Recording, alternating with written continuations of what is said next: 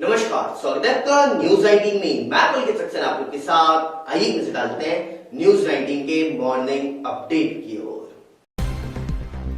अगर आप कोरोना के इलाज में इस्तेमाल दवाओं के बारे में थोड़ा भी जानते हैं तो एजिथ्रोमाइसिन का नाम तो आपने ज़रूर सुना होगा।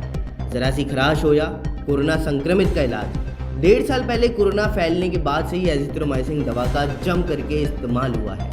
अब यूनिवर्सिटी ऑफ कैलिफोर्निया और स्टैनफोर्ड यूनिवर्सिटी की महत्वपूर्ण रिसर्च में पता चला है कि कोरोना के इलाज में एजिथ्रोमाइसिन के इस्तेमाल से किसी तरह का कोई भी फायदा नहीं हुआ है।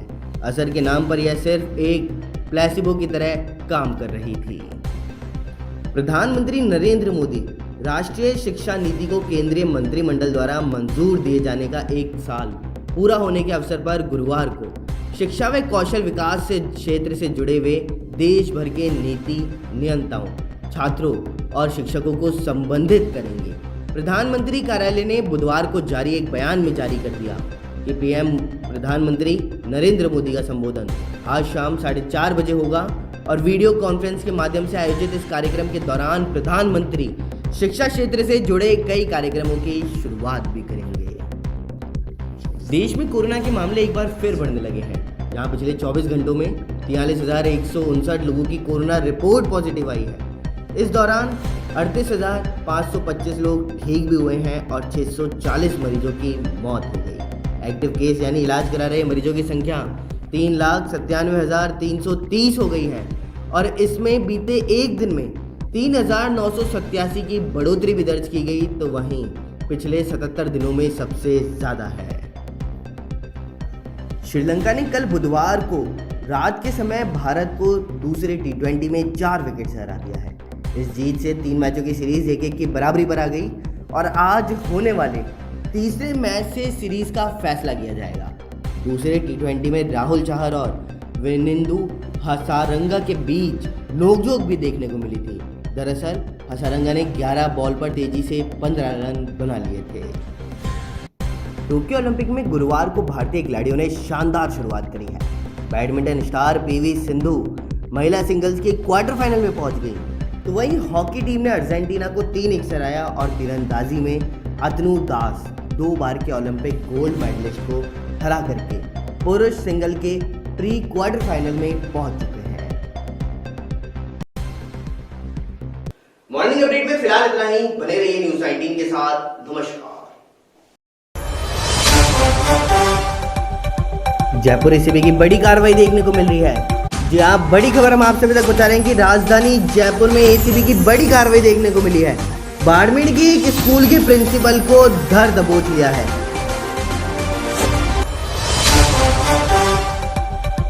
तो वहीं एसीबी ने प्रिंसिपल के साथ ही 2 दलालों को 20 लाख रुपए के साथ में पकड़ा है। साथ ही साथ आरएएस में सिलेक्शन होने पर पैसे देने आ रहे थे जयपुर। तो वहीं डीजी बीएल सोनी और एडीजी दिनेश एमएन के निर्देशन में इस कार्रवाई को अंजाम दिया गया।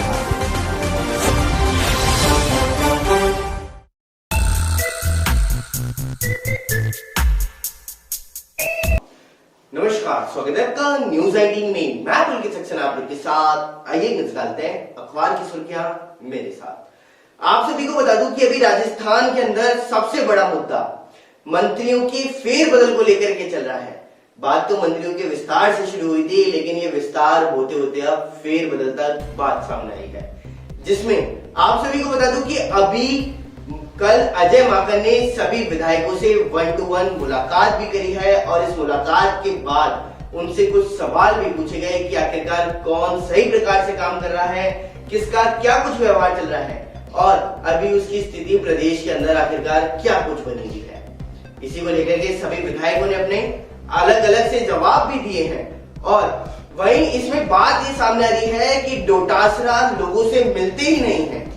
जी हाँ, जो राजस्थान के प्रदेश अध्यक्ष हैं गोविंद सिंह डोटासरा और शिक्षा मंत्री हैं, वह किसी से मिलते ही नहीं और उसके साथ साथ उनके ऊपर इल्जाम है कि उन्होंने काम भी कुछ नहीं किया। तो वहीं दूसरी ओर उनके साथ साथ रघु शर्मा भी लपेटे में आते हुए नजर आए हैं, क्योंकि रघु शर्मा के ऊपर भी ऐसे कई विधायकों ने आरोप लगाए हैं कि वह भी किसी से नहीं मिलते और उनका भी क्षेत्र में इस संबंध में किसी भी प्रकार का कार्य देखने को नहीं मिला है। जिसके चलते हुए अब इनकी मुश्किलें तो बढ़ी चुकी हैं और साथ ही साथ इन्हीं के साथ साथ कई ऐसे मंत्री हैं जिनको विधायकों ने घेरा है और विधायकों के घेरने के बाद में अब अजय माकन के घेरने की बारी सामने आ रही है। साथ ही आप सभी को एक बात और बता दूं कि अभी सावन तो शुरुआत हुई है और इस सावन के दूसरे और तीसरे दिन जम करके राजस्थान के अंदर बादल बरसते हुए नजर आए हैं, क्योंकि राजस्थान की राजधानी जयपुर जहां पर तेज धूप का आलम देखने को मिल रहा था, इस तेज धूप के आलम पर अब बादल छा गए हैं और बादलों के छाने के बाद में बादल बरसते हुए भी नजर आए हैं। आप सभी को बता दूं कि अभी अजमेर के अंदर तो 0.6 मिलीमीटर, तो वहीं जयपुर में 3.3 मिलीमीटर, जोधपुर में 0.5 मिलीमीटर, पिलानी के अंदर 4.9 मिलीमीटर, तो वहीं धौलपुर के अंदर 39 मिलीमीटर पानी अभी आ चुका है। साथ ही आप सभी को बता दूं कि कल हमने एक अंदाजा लगाया था जिसके अंतर्गत हमने आप सभी के सामने एक खबर भी पेश करी थी कि भारत और श्रीलंका का मैच खेला जा सकता है और इसी मैच के चलते हुए कल हमारा प्रेडिक्शन बिल्कुल सही साबित हुआ है, जिसके अंतर्गत कल रात्रि के समय श्रीलंका और भारत का जो दूसरा मैच था T20 मैच में रद्द कर दिया गया था, लेकिन कल खेला गया और उसके बाद में आज तीसरा T20 मैच है। लेकिन कल खेला तो गया, इसमें 4 नए खिलाड़ियों को शामिल किया गया था और हार का सामना भारत को इसके अंतर्गत करने को मिला है। भारत ने पहले खेलते हुए आप सभी को बता दूं कि 132 रन बनाए थे 5 विकेट के नुकसान पर, तो वहीं श्रीलंका जब खेलने आई तो श्रीलंका ने 19.4 ओवर में ही ये लक्ष्य को हासिल कर लिया और 133 रन 6 विकेट के नुकसान पर बना लिए हैं और 4 विकेट से जीत हासिल कर ली है। चलिए अब आप सभी को कोरोना की अपडेट दे देता हूं, जिसके अंतर्गत आप सभी को बता दूं कि अभी पूरे देश के अंदर पिछले 24 घंटे के अंदर 43,159 कोरोना के नए मरीज सामने आते हुए नजर आए हैं। यह आंकड़ा लगातार बढ़ता जा रहा है, ना कि कम हुआ है। वहीं आप सभी को बता दूं कि जो ठीक हुए मरीज हैं उनकी संख्या 38,525 बताई जा रही है, तो वहीं कल एक बार फिर से 640 लोगों की कोरोना की वजह से देश के अंदर मौत होती हुई नजर आई है। तो इसी के साथ अखबार की खास सुर्खियों के अंदर तो फिलहाल इतना ही। बने रहिए न्यूज़ 19 के साथ। नमस्कार।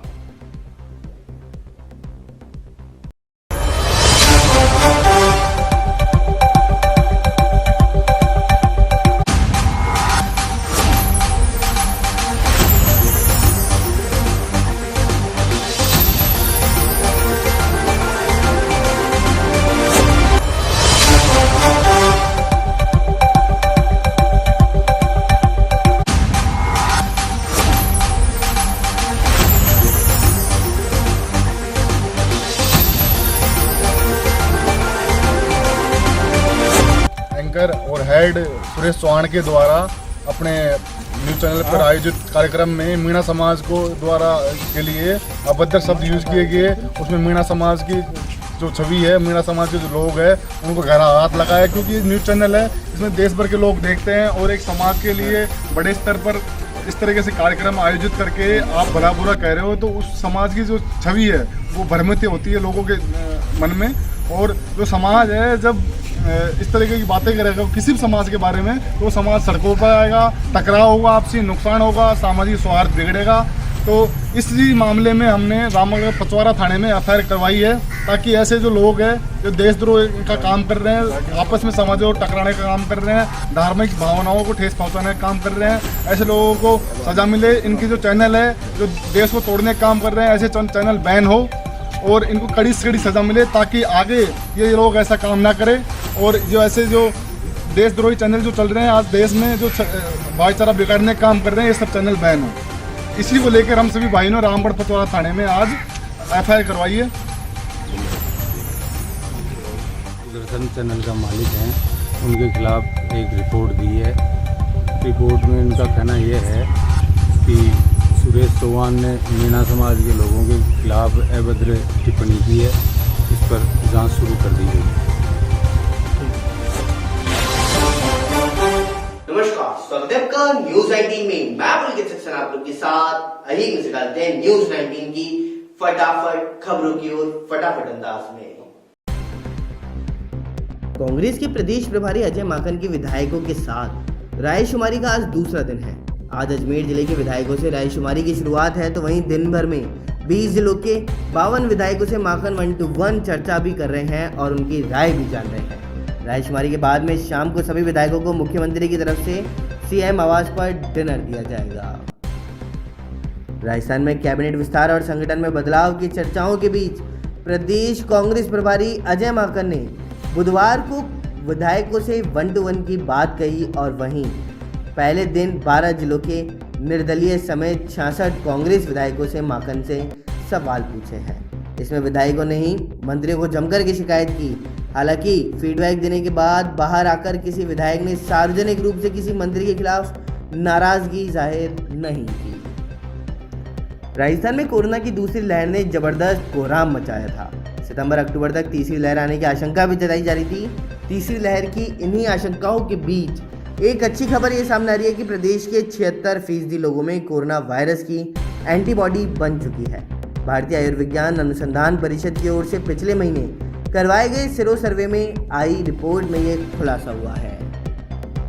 देश में कोरोना के मामले एक बार फिर बढ़ने लगे हैं। पिछले 24 घंटे में 43,159 लोगों की कोरोना रिपोर्ट पॉजिटिव आई है और इसी दौरान 38,525 लोग ठीक हुए और 640 मरीजों की मौत भी हुई है। सबसे ज़्यादा चिंता केरल बढ़ा रहा है। यहाँ पर बुधवार को भी 22,056 लोग संक्रमित पाए गए, जो कि देश भर के नए संक्रमितों से आधे से अधिक हैं। राजस्थान में दिसंबर 2018 में विधानसभा चुनाव जीतने के बाद से ही कांग्रेस में सियासी घमासान थम नहीं रहा। पहले मुख्यमंत्री पद के लिए कई दिनों तक लंबा विवाद चला। आलाकमान की ओर से रायशुमारी कराई गई, विधायकों से पसंद और फैसले को लेकर सवाल किए गए थे। तब ऑब्जर्वर के तौर पर केसी वेणुगोपाल और तत्कालीन प्रदेश प्रभारी अविनाश पांडे ने पार्टी के विधायकों से 1-to-1 बात की थी। भारत और श्रीलंका के बीच तीसरा और निर्णायक मैच कोलंबो के प्रेमदासा स्टेडियम में आज खेला जाएगा। 3 मैचों की सीरीज फिलहाल 1-1 की बराबरी पर है। टीम इंडिया के लिए सबसे बड़ी परेशानी उसकी बल्लेबाजी है। 9 अहम खिलाड़ियों के आइसोलेशन में जाने के बाद टीम के पास सिर्फ 5 बल्लेबाज बचे हैं। वन विभाग के अगले मुखिया यानी head of the forest doctor Deep Narayan Pandey होंगे।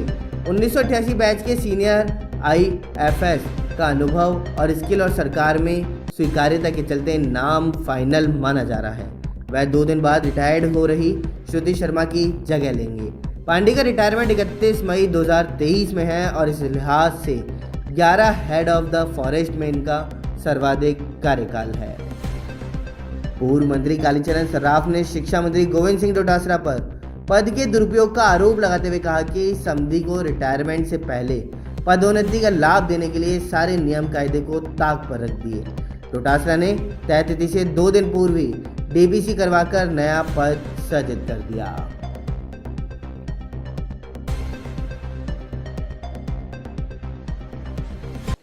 फटाफट खबरों में फिलहाल इतना ही। बने रहिए न्यूज़ 19 के साथ। नमस्कार।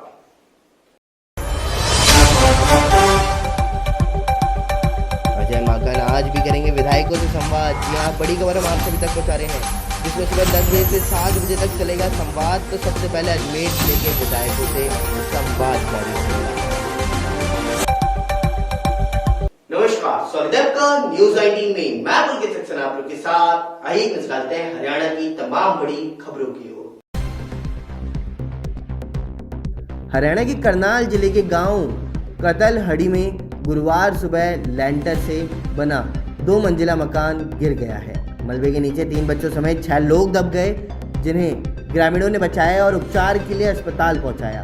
बारिश के कारण पिलर धंसने से हादसा भी हुआ है और घटना सुबह के करीब 5 बजे की बताई जा रही। मकान चरण सिंह नाम शख्स का है। मकान गिरने से धड़ाम की आवाज़ भी आई, जिसे सुनकर के ग्रामीण तुरंत दौड़ते हुए घटनास्थल पर पहुंचे। ग्रामीणों ने मिलकर बचाव अभियान चलाया और मलबे के नीचे से परिवार को बाहर निकाला।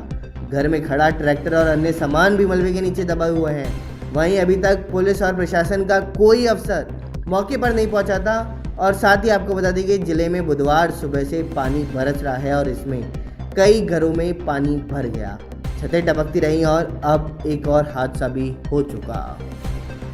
दिल्ली जयपुर हाईवे पर सफ़र करना सुरक्षित नहीं है, क्योंकि बुधवार देर रात हाईवे पर भारतीय सेना के जवान से लूटपाट की गई। मसानी पुल के पास स्कॉर्पियो सवार बदमाशों ने गन पॉइंट पर उनसे सारा सामान छीन लिया। विरोध करने पर पति पत्नी को मारने की धमकी दी। बदमाशों के फरार होने के बाद जवान ने राहगीर के फोन से पुलिस को सूचना दी। जानकारी मिलते ही धारूहेड़ा थाना पुलिस ने नाकाबंदी कर दी, लेकिन तब तक बदमाश निकल चुके थे। पुलिस को दी शिकायत में रेवाड़ी के गांव निंगानिया वास निवासी सैन्य जवान राजेश कुमार ने बताया है कि वह अपनी पत्नी को लेकर उसे दवाई दिलाने के लिए दिल्ली जाने निकले थे। आगे का शीशा कुछ धुंधला था, जिसे साफ करने के लिए उन्होंने कार हाईवे पर रोकी। वे शीशा साफ कर रहे थे कि तेज रफ्तार स्कॉर्पियो उनके पास आकर रुकी। हरियाणा के रेवाड़ी जिले में आज एक दो नहीं बल्कि सभी सेंटर पर वैक्सीन की डोज लगेगी। सेंटर भी बढ़ा करके 29 कर दिए हैं, जहां पहली और दूसरी दोनों डोज लगवाई जा सकती हैं। पहली डोज के लिए रजिस्ट्रेशन जरूरी है, जबकि दूसरी डोज ऑफलाइन ही रहेगी। तो वहीं रेवाड़ी नागरिक हॉस्पिटल को छोड़ करके सभी जगह कोविशील्ड की डोज लगाई जाएंगी। नागरिक अस्पताल में कोविशील्ड व कोवैक्सीन दोनों डोज लगेंगी। और साथ ही आपको बता दूं कि रेवाड़ी में वैक्सीन के स्टॉक के हिसाब से शेड्यूल तैयार होता है। अभी तक एक दिन में बड़े स्तर पर वैक्सीनेशन और फिर तीन दिन धीमी गति से वैक्सीनेशन की डोज लगाई जा रही है।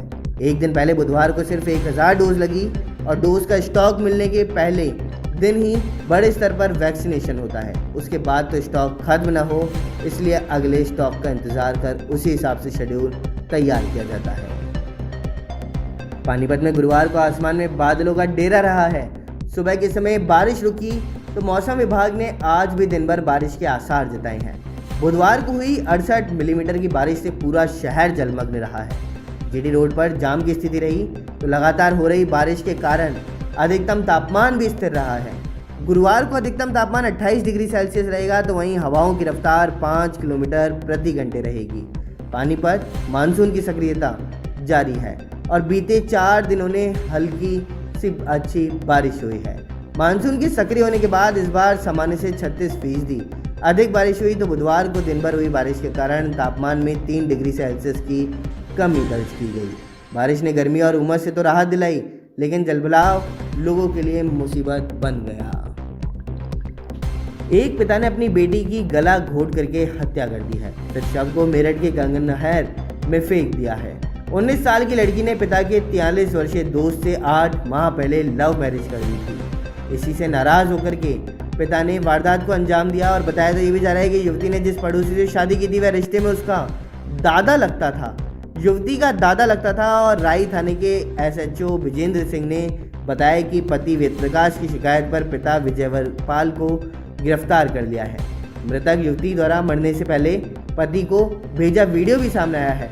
इसमें युवती कह रही है कि उसे आशंका है कि उसकी हत्या हो सकती है और इसके लिए पिता व रिश्तेदार जिम्मेदार होंगे। हरियाणा की तमाम बड़ी खबरों में फिलहाल इतना ही। बने रहिए न्यूज़ 19 के साथ। नमस्कार।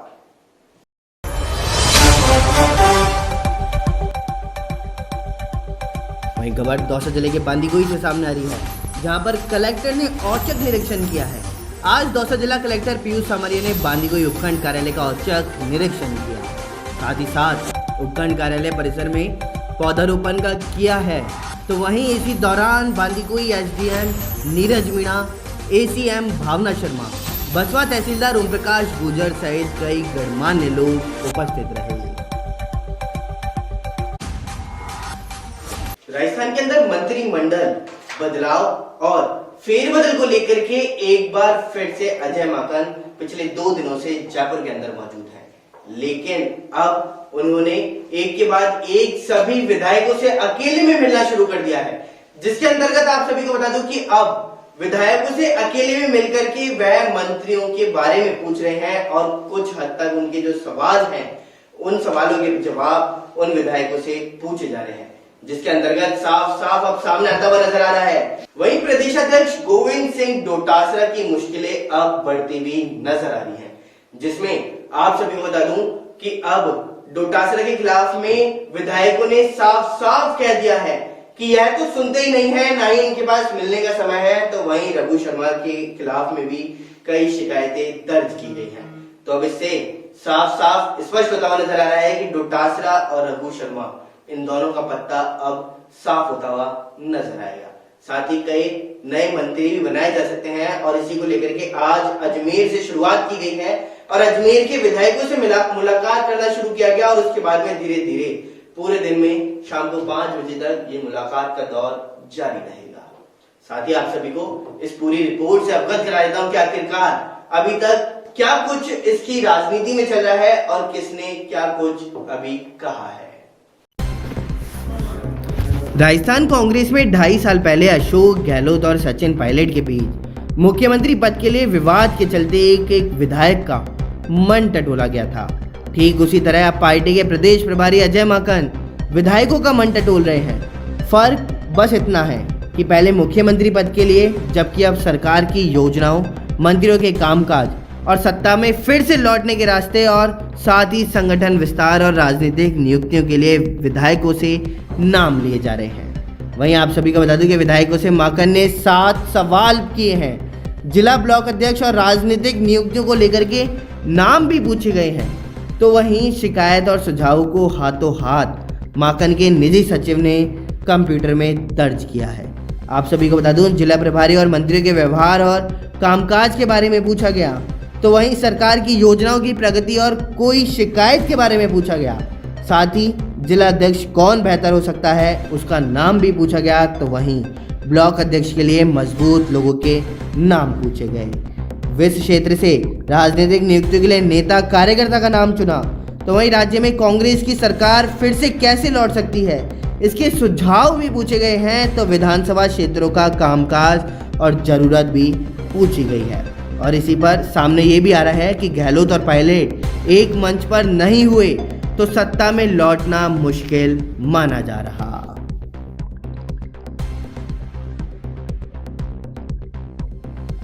वहीं एक और बड़ी खबर सामने आ रही है, जिसमें मंत्रालय कर्मचारियों का रोडवेज मुख्यालय में प्रदर्शन है। साथ ही लंबे समय से वेतन संबंधी समस्या को लेकर के यह प्रदर्शन किया जा रहा है। तो वहीं 2 दिन से कर्मचारी काली पट्टी बांध करके विरोध कर रहे थे। साथ ही साथ तय समय पर वेतन नहीं मिलने के चलते हुए रोडवेज कर्मचारियों में रोष व्याप्त है। तो वहीं कर्मचारियों ने वित्तीय सलाहकार वीणा गुप्ता के चैम्बर के बाहर प्रदर्शन भी किया। साथ ही साथ रोडवेज मंत्रालय कर्मचारी संगठन के बैनर तले हो रहे हैं मुख्यालय पर अब प्रदर्शन। वही खबर सिवानी मंडी से सामने आ रही है, जहां पर वाइस चेयरमैन रमेश पोपली ने बेजुबान पक्षियों के लिए उनके घोंसले बनवाए हैं और उनको जगह जगह पर लगवाया है, जिससे इन बेजुबान पक्षियों को रहने का आशियाना मिल सके और यह आसानी से उठ बैठ सके हैं। तो आइए एक नजर डालते हैं कि आखिरकार उन्होंने किस प्रकार इस मानवता की नई मिसाल को खड़ा किया। सिवानी मंडी में पेड़ व कच्चे मकान कम होने के चलते बेजुबान पक्षियों के प्राकृतिक आशियाने अब खत्म होते जा रहे हैं। इससे पंछियों की संख्या भी कम होती जा रही है। लेकिन अब भी लोग जो इन पंछियों को उनका आशियाना लौटाने की कोशिश कर रहे हैं, इनमें से ही एक है वाइस चेयरमैन रमेश पोपली। उन्होंने शमशान भूमि, रामलीला मैदान, रेलवे स्टेशन, पीर बाबा समेत कई प्रमुख जगहों पर 51 लकड़ी के घोंसले मंगवाकर पेड़ों व दीवार के सहारे लटका दिए हैं। दरअसल उन्होंने इसका विचार रामलीला मैदान में उड़ते पक्षियों को देख करके आया था। रामलीला मैदान में लगे पेड़ों पर बड़ी संख्या में प्रतिदिन पंछी बैठते हैं। रामलीला मैदान में सुबह शाम घूमते हुए रमेश पोपली की नज़र उन पर जाती है और इसी के चलते उनके मन में विचार आया, क्यों ना इन बेजुबान पक्षियों के लिए भी घोंसले बनवाए जाएं। बस फिर इसी के बाद उन्होंने लकड़ी के घोंसले मंगवाकर पेड़ों पर लटका दिए और उनकी इस पहल की हर कोई सराहना कर रहा है। इस बारे में वाइस चेयरमैन रमेश पोपली ने बताया कि पर्यावरण में ही प्रकृति की सच्ची सुंदरता है। हरे हरे लहराते बाग, विभिन्न भिन्न प्रकार की पक्षियों की प्रजातियाँ मन मोहती हैं और अगर यही नहीं बचे तो ज़मीन सूखी और बेजान और बंजर हो जाएगी। चारों तरफ सिर्फ इमारतें खड़ी रह जाएंगी। उन्होंने लोगों से अपील भी की है कि बेजुबान पक्षियों के लिए अपने घर में एक लकड़ी का आशियाना ज़रूर लगाएं। ये हम जो घोंसले लगा रहे हैं, मैंने और दिन देखा आंधी आई जब इनके चिड़ियों के, इनके बैयों के बच्चे थे ना, कोई आंधी हवा में उड़ उड़ के कोई नीचे पड़ रहा था, किसी गंडे पड़ रहे थे, उससे देख के बड़ा जी दुख पाया। उससे हमने ये सबक सीखा कि इनके लिए बढ़िया से घोंसले हों, ताकि अपने बच्चों की, जैसे हम अपने बच्चों की रक्षा करते हैं, ये जीव जंतु भी अपने बच्चों की रक्षा कर सकें। और मैं आप सबसे अपील करता हूँ कि जितने ज़्यादा से ज़्यादा जहाँ पेड़ पौधे हों, जहाँ अच्छी जगह हो, वहाँ पे लगाए जाएं, सबके काम आए। वहीं खबर दौसा जिले से सामने आ रही है, जहां पर पंच पटेलों की मौजूदगी में सरपंच ने भूमि पूजन किया है। उपखंड लालसोट की ग्राम पंचायत किशोरपुरा सरपंच हरिओम मीणा ने विधायक कोष के कार्यों का भूमि पूजन किया। वहीं उद्योग मंत्री ने विधायक कोष से सामुदायिक भवन और कक्षा कक्ष के लिए ग्राम पंचायत किशोरपुरा को 15 लाख रुपए दिए। तो वहीं ग्राम पंचायत सरपंच हरिओम मीणा ने पंच पटेलों की मौजूदगी में सामुदायिक भवन और कक्षा कक्ष का भूमि पूजन किया। उद्योग मंत्री प्रसादीलाल मीणा का सरपंच और पंच पटेलों ने आभार भी व्यक्त किया। नमस्कार, स्वागत है आपका न्यूज 19 में। मैं पुलकित सक्सेना आप लोग के साथ अही में निकालते हैं न्यूज 19 की फटाफट खबरों की ओर फटाफट अंदाज में। कांग्रेस के प्रदेश प्रभारी अजय माकन के विधायकों के साथ रायशुमारी का आज दूसरा दिन है। आज अजमेर जिले के विधायकों से रायशुमारी की शुरुआत है, तो वहीं दिन भर में 20 जिलों के 52 विधायकों से माकन 1-to-1 चर्चा भी कर रहे हैं और उनकी राय भी जान रहे हैं। रायशुमारी के बाद में शाम को सभी विधायकों को मुख्यमंत्री की तरफ से सीएम आवास पर डिनर दिया जाएगा।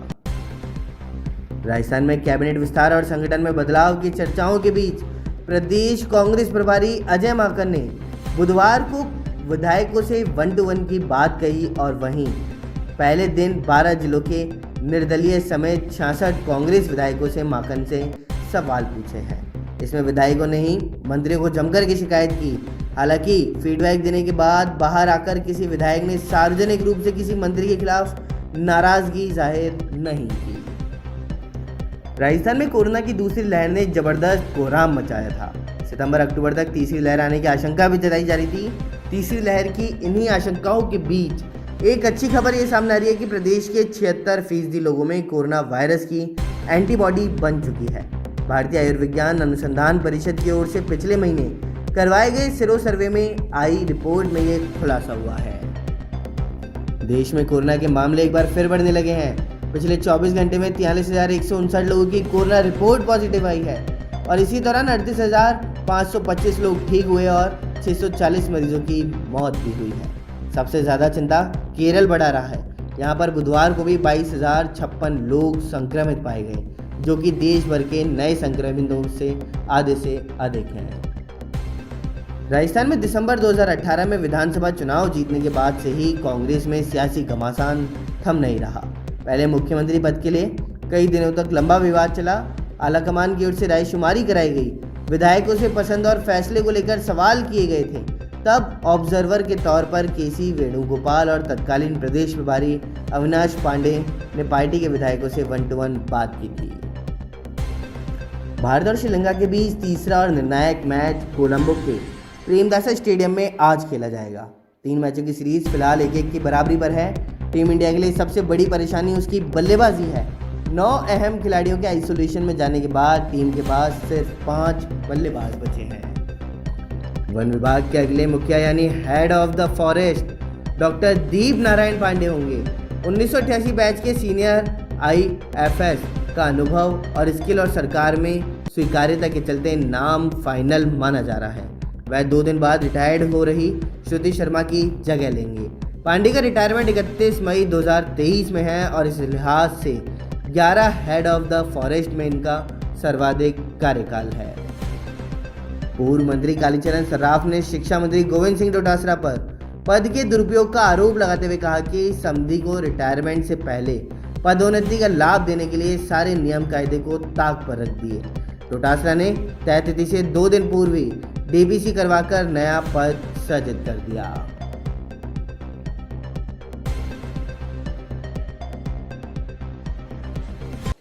फटाफट खबरों में फिलहाल इतना ही। बने रहिए न्यूज 19 के साथ। नमस्कार।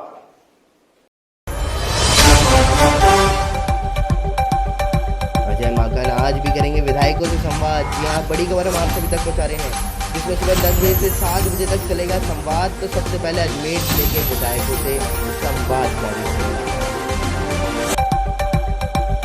नमस्कार, स्वागत है आपका न्यूज 19 में। मैं पुलकित सक्सेना आप लोग के साथ आइए निकालते हैं हरियाणा की तमाम बड़ी खबरों की ओर।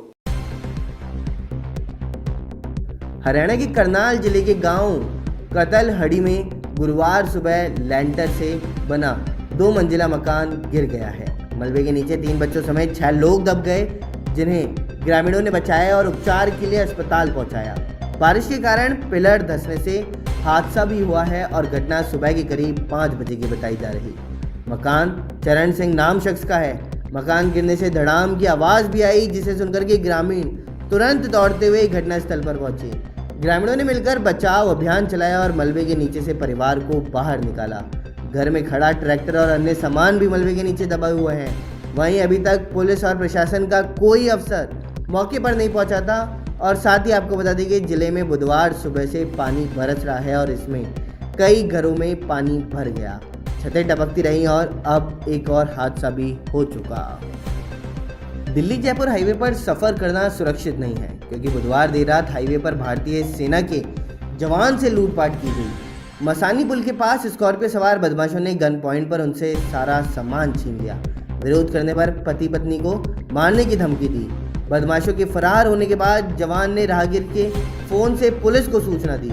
जानकारी मिलते ही धारूहेड़ा थाना पुलिस ने नाकाबंदी कर दी, लेकिन तब तक बदमाश निकल चुके थे।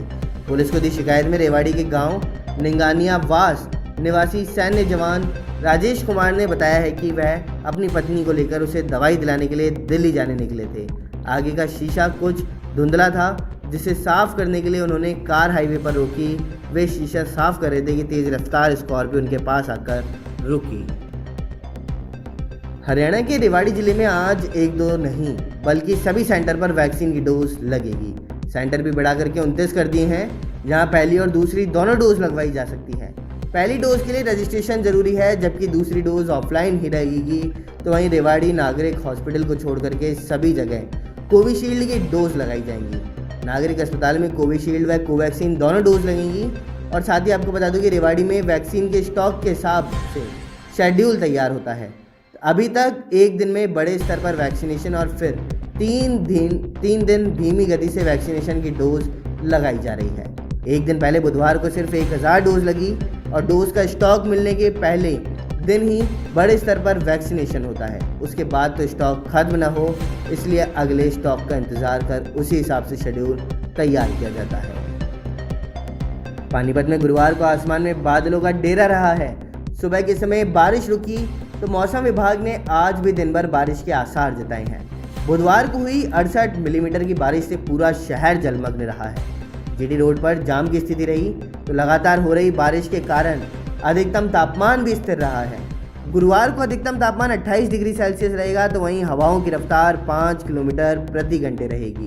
पानीपत मानसून की सक्रियता जारी है और बीते 4 दिनों ने हल्की सी अच्छी बारिश हुई है।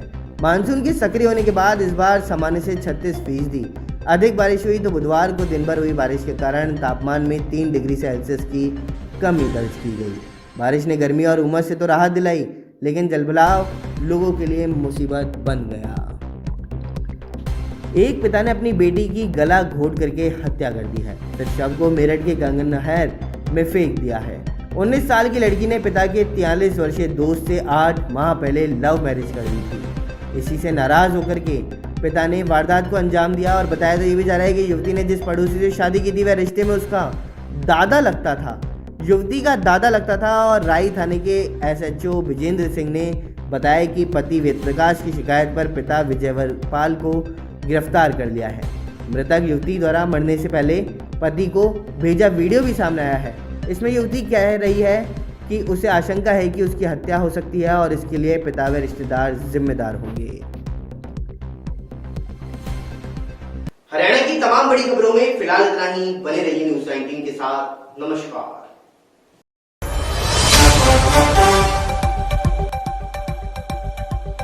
वहीं खबर दौसा जिले के बांदीकुई से सामने आ रही है, जहां पर कलेक्टर ने औचक निरीक्षण किया है। आज दौसा जिला कलेक्टर पीयूष सामरिया ने बांदीकुई उपखंड कार्यालय का औचक निरीक्षण किया। साथ ही साथ उपखंड कार्यालय परिसर में पौधारोपण का किया है। तो वहीं इसी दौरान बांदीकुई SDM नीरज मीणा, ACM भावना शर्मा, बसवा तहसीलदार ओम प्रकाश गुर्जर सहित कई गणमान्य लोग उपस्थित रहे। राजस्थान के अंदर मंत्रिमंडल बदलाव और फेरबदल को लेकर के एक बार फिर से अजय माकन पिछले 2 दिनों से जयपुर के अंदर मौजूद हैं। लेकिन अब उन्होंने एक के बाद एक सभी विधायकों से अकेले में मिलना शुरू कर दिया है, जिसके अंतर्गत आप सभी को बता दूं कि अब विधायकों से अकेले में मिलकर के वह मंत्रियों के बारे में पूछ रहे हैं और कुछ हद तक उनके जो सवाल हैं उन सवालों के जवाब उन विधायकों से पूछे जा रहे हैं, जिसके अंतर्गत साफ साफ अब सामने आता हुआ नजर आ रहा है। वहीं प्रदेशाध्यक्ष गोविंद सिंह डोटासरा की मुश्किलें अब बढ़ती हुई नजर आ रही हैं, जिसमें आप सभी को बता दूं कि अब डोटासरा के खिलाफ में विधायकों ने साफ साफ कह दिया है कि यह तो सुनते ही नहीं है, ना ही इनके पास मिलने का समय है। तो वहीं रघु शर्मा के खिलाफ में भी कई शिकायतें दर्ज की गई हैं। तो अब इससे साफ साफ स्पष्ट होता हुआ नजर आ रहा है कि डोटासरा और रघु शर्मा इन दोनों का पत्ता अब साफ होता हुआ नजर आएगा। साथ ही कई नए मंत्री भी बनाए जा सकते हैं और इसी को लेकर के आज अजमेर से शुरुआत की गई है और अजमेर के विधायकों से मुलाकात करना शुरू किया गया और उसके बाद में धीरे धीरे पूरे दिन में शाम को 5 बजे तक ये मुलाकात का दौर जारी रहेगा। साथ ही आप सभी को इस पूरी रिपोर्ट से अवगत करा देता हूं कि आखिरकार अभी तक क्या कुछ इसकी राजनीति में चल रहा है और किसने क्या कुछ अभी कहा है। राजस्थान कांग्रेस में 2.5 साल पहले अशोक गहलोत और सचिन पायलट के बीच मुख्यमंत्री पद के लिए विवाद के चलते एक विधायक का मन टटोला गया था। ठीक उसी तरह अब पार्टी के प्रदेश प्रभारी अजय माकन विधायकों का मन टटोल रहे हैं। फर्क बस इतना है कि पहले मुख्यमंत्री पद के लिए, जबकि अब सरकार की योजनाओं, मंत्रियों के कामकाज और सत्ता में फिर से लौटने के रास्ते और साथ ही संगठन विस्तार और राजनीतिक नियुक्तियों के लिए विधायकों से नाम लिए जा रहे हैं। वहीं आप सभी को बता दूं कि विधायकों से माकन ने 7 सवाल किए हैं। जिला ब्लॉक अध्यक्ष और राजनीतिक नियुक्तियों को लेकर के नाम भी पूछे गए हैं। तो वहीं शिकायत और सुझाव को हाथों हाथ माकन के निजी सचिव ने कंप्यूटर में दर्ज किया है। आप सभी को बता दूं जिला प्रभारी और मंत्रियों के व्यवहार और कामकाज के बारे में पूछा गया, तो वहीं सरकार की योजनाओं की प्रगति और कोई शिकायत के बारे में पूछा गया। साथ ही जिला अध्यक्ष कौन बेहतर हो सकता है उसका नाम भी पूछा गया। तो वहीं ब्लॉक अध्यक्ष के लिए मजबूत लोगों के नाम पूछे गए। विस क्षेत्र से राजनीतिक नियुक्तियों के लिए नेता कार्यकर्ता का नाम चुना। तो वहीं राज्य में कांग्रेस की सरकार फिर से कैसे लौट सकती है, इसके सुझाव भी पूछे गए हैं। तो विधानसभा क्षेत्रों का कामकाज और जरूरत भी पूछी गई है। और इसी पर सामने ये भी आ रहा है कि गहलोत और पायलट एक मंच पर नहीं हुए तो सत्ता में लौटना मुश्किल माना जा रहा।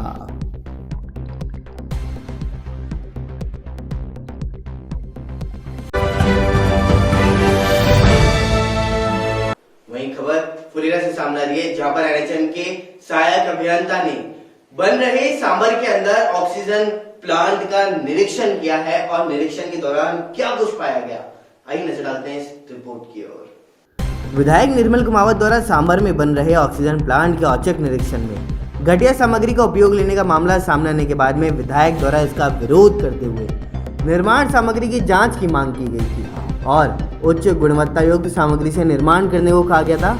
विधायक कुमावत के विरोध के बाद एनएचएम के सहायक अभियंता हरभान सिंह ने सांभर कस्बे में बन रहे ऑक्सीजन प्लांट का दौरा किया।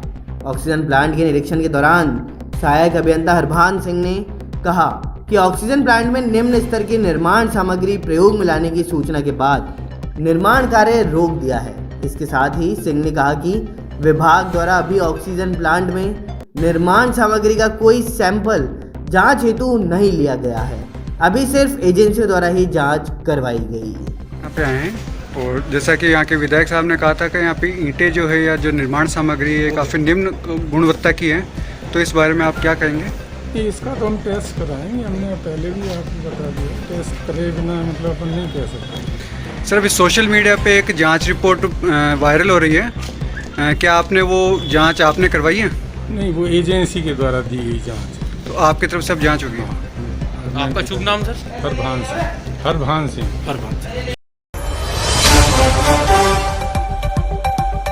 टोक्यो ओलंपिक से भारत के लिए बड़ी खबर सामने आ रही है। भारतीय तीरंदाज अतनु दास का शानदार प्रदर्शन देखने को मिला। कोरिया के तीरंदाज जिन्हें उनको मात दिया, तो वहीं गोल कोर्ट के 5 अंतिम 8 में जगह बनाई। वहीं आप सभी को बता दूं कि संयुक्त निदेशक ने साक्षरता परीक्षा का निरीक्षण किया है दौसा जिले के अंदर। तो आइए नजर डालते हैं पूरी रिपोर्ट की ओर। लालसोट उपखंड मुख्यालय के राजकीय उच्च माध्यमिक विद्यालय मंडावरी में बुनियादी साक्षरता मूल्यांकन परीक्षा का आयोजन हुआ है। भारत सरकार के दिशा निर्देशानुसार राज्य में पढ़ना लिखना अभियान के अंतर्गत निदेशालय साक्षरता एवं सतत शिक्षा राजस्थान एवं राज्य साक्षरता मिशन प्राधिकरण के तत्वाधान में साक्षरता प्रभारी मुकेश मीणा के निर्देशन में मूल्यांकन कार्य किया गया है। साक्षरता परीक्षा का डॉक्टर कैलाश चंद कलाकार संयुक्त निदेशक मूल्यांकन साक्षरता एवं सतत शिक्षा ने औचक निरीक्षण किया। निरीक्षण के दौरान विनोद नौनिहाल एसबीओ लालसोट ने भी परीक्षा का अवलोकन किया और साथ ही साक्षरता प्रभारी को आवश्यक दिशा निर्देश दिए। तत्पश्चात वृक्षारोपण कार्यक्रम की शुरुआत संयुक्त निदेशक द्वारा की गई। रिको द्वारा निर्माणाधीन विद्यालय भवन का अवलोकन भी किया और प्रधानाचार्य भगवान सहाय ने बताया कि बिल्वपत्र, अशोक, नीम सहित कई अन्य औषधीय पौधे लगाए। वीरेंद्र जैन ने बताया कि हरित विद्यालय बनाकर के मौजूद पेड़ पौधों में पानी व सुरक्षा की जिम्मेदारी भी शिक्षकों ने ली है और इसी अवसर पर अमित यादव, चंद्र प्रकाश शर्मा, वहीं कृष्ण गोपाल, यदुनंदन जहांगीर सहित कई लोग मौजूद रहे।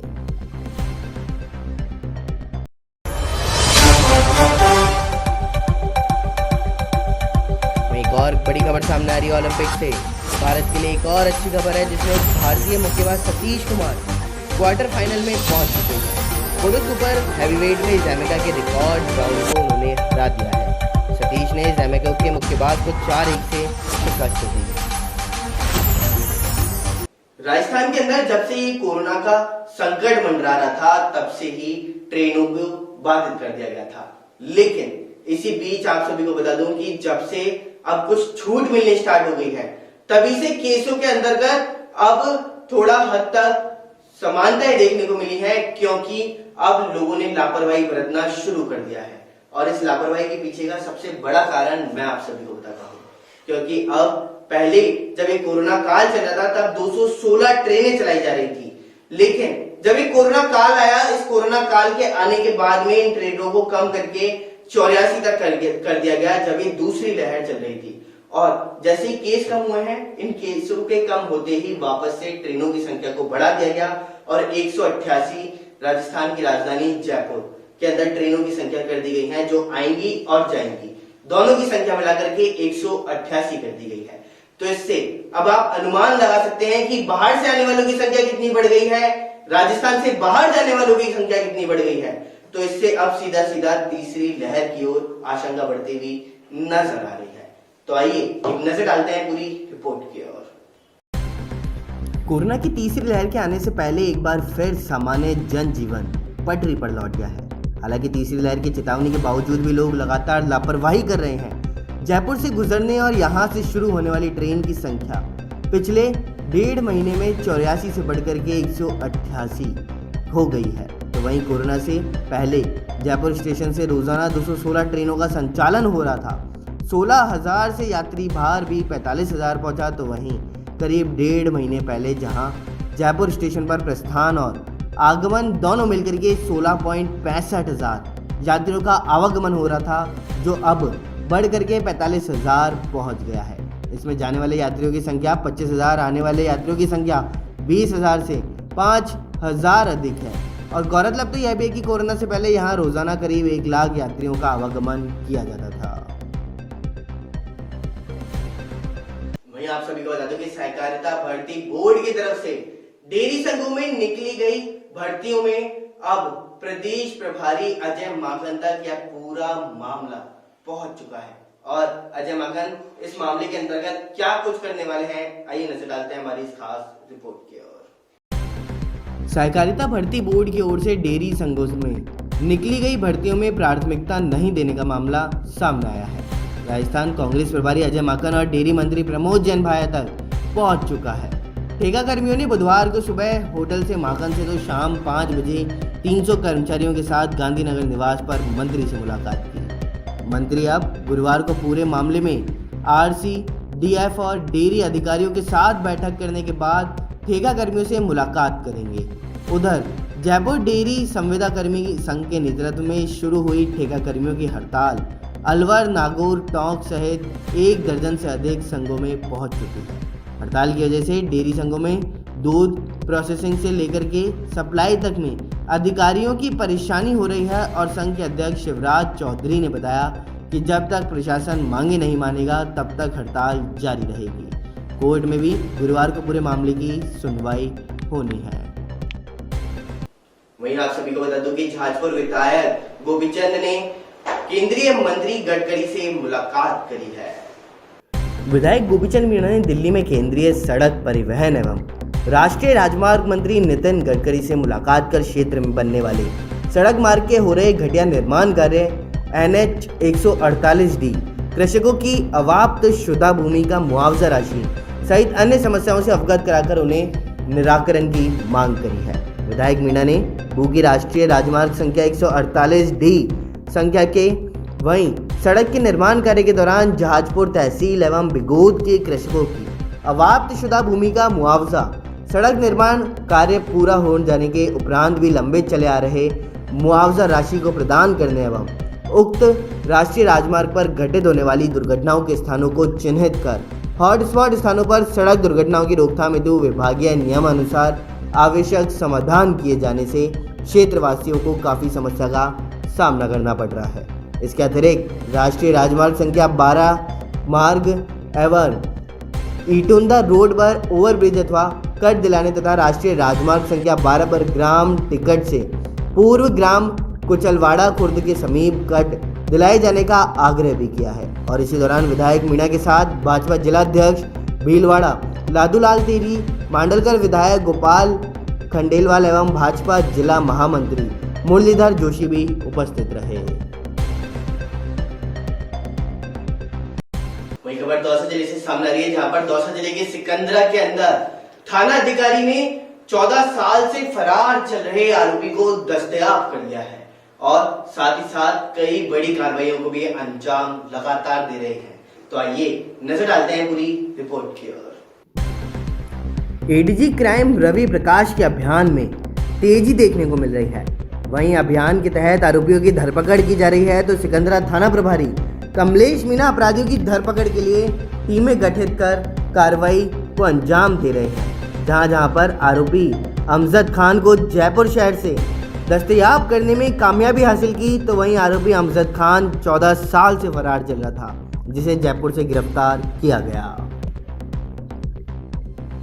वही खबर बांदीकुई से सामने आ रही है, जहां पर महिला महाविद्यालय के अंदर आज पौधारोपण का आयोजन किया गया है और कई प्रकार के पेड़ पौधे भी इसमें लगाए गए। महिला महाविद्यालय बांदीकुई में आज व्याख्याताओं ने गमलों में पौधारोपण किया है।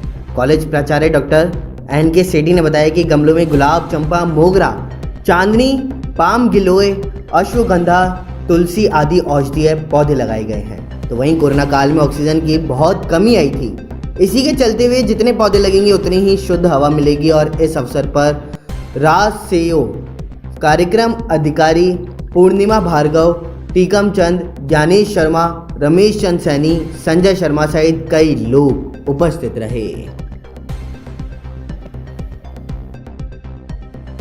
वही खबर दौसा जिले से सामने आ रही है, जहां पर सचिन पायलट ब्रिगेड के अंदर सचिन गुर्जर को लवान तहसील का अध्यक्ष नियुक्त किया गया है। तो आइए एक नजर डालते हैं पूरी रिपोर्ट की ओर। दौसा जिले के अंदर सचिन पायलट ब्रिगेड के प्रति निष्ठा और ईमानदारी से कार्य करने के चलते हिगोटिया निवासी सचिन गुर्जर को प्रदेश अध्यक्ष नंदलाल गुर्जर और प्रदेश प्रभारी हनुमान फागड़ा की सहमति से सचिन पायलट ब्रिगेड में लवान तहसील का अध्यक्ष नियुक्त किया गया है। संगठन की ओर से जारी नियुक्ति पत्र में सचिन पायलट ब्रिगेड की विचारधारा के अनुरूप कार्य करते हुए संगठन को मजबूती प्रदान करने और जल्दी कार्यकारिणी का गठन करने की आशा व्यक्त की गई। सचिन गुर्जर की इस नियुक्ति पर क्षेत्र के लोगों ने खुशी भी जाहिर की।